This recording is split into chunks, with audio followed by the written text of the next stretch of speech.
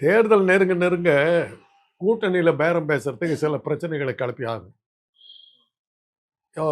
நீங்க சொல்றதெல்லாம் நான் கேட்டுக்கிட்டு போறேன்னு வச்சுக்கங்க. நீங்க தான் பெரிய கட்சி. நான் உங்களோட கூட்டணியில இருக்கேன். உனக்கு 2 சீட் தான் அப்படின்னீங்கன்னா, எதுக்கு எடுத்தாலும் ஆமா போட்டுக்கிட்டு இருந்தா நான் அப்புறம் பேசாம போயிட்டுருப்பேன். வேற வழி இல்ல. அதுக்கு பதிலா நான் கூட்டணியை விட்டு விலகுவேன் அப்படின்லாம் உங்கள மிரட்ட ஆரம்பிச்சேன்னா, ஒரு பேரம் பேசும்போது, சார் என்ன அவங்க கூப்பிடுறாங்க, இவங்க கூப்பிடுறாங்க, எனக்கு டிமாண்ட் இருக்குது அப்படிங்கிற மாதிரிலாம் நான் ஒரு சில இதெல்லாம் பண்ணா தான் ஒரு 2 சீட்டுங்கிறது ஒரு 3 சீட்டா கிடைக்கும். அவ்வளோ அது அதனால தான் இந்த இந்த நேரத்தில அவங்க இதுக்கு முன்னாடி ஒரு பேரம் பேசுனாங்க. எல்லாத்துக்கும் தெரிஞ்ச ஒரு விஷயம்.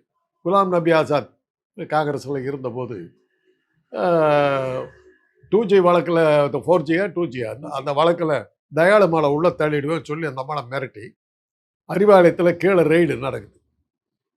மேல குலாம் நபி ஆசாத் பேரம் பேசுறாரு. சீட்டு பேரம் பேசுறாரு. கலைஞர் ஒண்ணும் சொல்லல.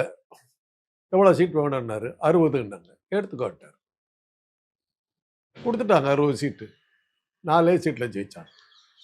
அதுலேருந்து அன்னையிலேருந்து இவங்க இந்த காங்கிரஸ் வந்து இந்த பேரம் பேசுறத திமுக கிட்ட பேசுறத நிறுத்தி போடுச்சு. திமுக ஒர்க் பண்ணல அவங்களுக்கு. கலைஞரே எதிர்க்கட்சியா கூட வராம இதானாரு. அப்பதான் விஜயகாந்த் வந்து அந்த அளவுக்கு காங்கிரஸுக்கு பாடம் கத்து குடுத்துட்டாரு. அதுலேருந்து இப்பவும் வந்து இந்த காங்கிரஸ் வந்து தாவேகா கூட போறேன், அவங்க கூட போறேன், இவங்க கூட போறேன்னு போங்கன்றது தான் பதில் சொல்லணும். இப்ப ஸ்டாலின் வந்து ரொம்ப தளபதி ரொம்ப அமைதியா தான் இருக்காருன்றாங்க. அவங்க என்ன பேசினா அதுக்கு வந்து ரிஜாயிண்டர் ஒரு குடுக்கறதே காணோம். நான் பார்த்தேன். கிருத்தோ யாரும் பேசுறதில்ல. போறதா இருந்தா போங்கங்கிற மாரி தான் பேசுறாங்க. இல்ல காங்கிரஸ்ல இருக்கக்கூடிய பலருமே என்ன சொல்றாங்க, நாங்க திமுக கூட தான் இருக்கிறோம். திமுக இந்தியா கூட்டணி செல்வ வலுவாக இருக்கிறது. பெருந்தகை அதுல தெளிவா இருக்காரு. எங்களுதுல எந்த பிரச்சனையும் இல்லன்னு. அந்த சைட்ல இருக்கவங்க தனக்கு சீட்டு கிடைச்சிட கூடாதுன்னு இப்ப நான் இருக்கிறேன். எனக்கு சீட்டு குடுக்க மாட்டீங்க போல இருக்குது. எனக்கு பதிலா உங்களுக்கு குடுப்பாங்கன்ற மாரி பேச்சு வருதுன்னு வச்சுக்கங்க.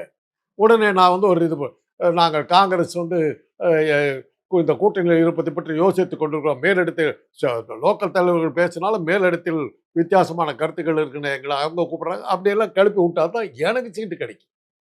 இந்த மாரி தன்னை முன்னிலைப்படுத்தி தனக்கு இடம் இல்லாம போயிட போதுங்கிற பயப்படுற சில பேர் தான் இந்த மாரி பிரச்சனைகளை கிளப்பிக்கிட்டு உட்கார்ந்துட்டு இருக்காங்க. மத்தபடி என்ன இந்த தமிழ்நாட்ட பொறுத்தவரையிலும் திமுக கூட்டணி ஸ்ட்ராங்கா தான் இருக்குது. அதுல எந்த பிரச்சனையும் இருக்கிறதா எனக்கு தெரியல.